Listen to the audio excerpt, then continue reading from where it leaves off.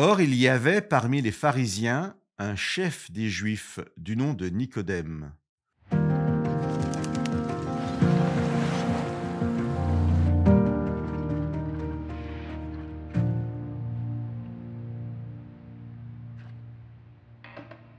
Nicodème est juif. Il appartient à un groupe religieux influent à l'époque de Jésus qu'on appelle les pharisiens. L'évangile de Jean nous le présente à 3 reprises tout au long des 3 ans du ministère de Jésus. La première mention est celle que nous avons lue en introduction. Nicodème est d'abord présenté par son groupe d'appartenance, pharisien. Ensuite, par sa fonction, chef des Juifs. Et seulement à la fin, son prénom, Nicodème. Le deuxième passage est au chapitre 7. Les pharisiens ont demandé aux gardes de leur amener Jésus, mais impressionnés par son enseignement, les soldats n'en font rien.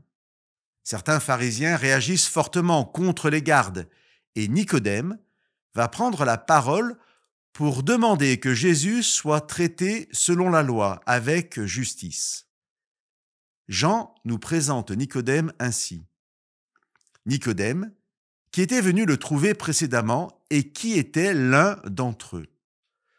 Maintenant, dans ce passage, le prénom est présenté en premier, mais Nicodème est toujours rattaché au groupe. Son appartenance aux pharisiens continue à le définir.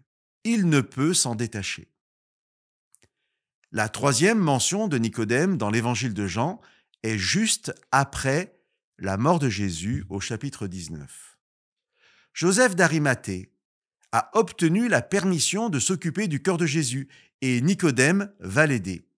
Jean écrit « Nicodème, qui était d'abord venu le trouver de nuit, vint aussi en apportant un mélange de myrrhe et d'aloès. » Il n'y a plus aucune allusion d'appartenance au groupe.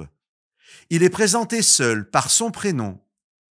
On nous rappelle encore qu'il était venu la première fois de nuit, mais là, il se positionne pour Jésus devant les yeux de tous, en plein jour. Il n'a plus honte d'être disciple de Jésus. Son appartenance au groupe est complètement abandonnée. Il a fallu 3 ans à Nicodème pour se positionner, mais il n'y a aucun jugement de valeur de la part de Jean. Il n'est pas facile parfois de se manifester comme disciple de Jésus là où nous vivons, par rapport à sa famille ou son travail ou sa communauté. Chers amis, ayons à cœur de rencontrer personnellement Jésus. Dieu nous attend. Il nous accueille toujours quand nous arrivons à lui, quand nous nous manifestons pour lui. Que Dieu vous bénisse.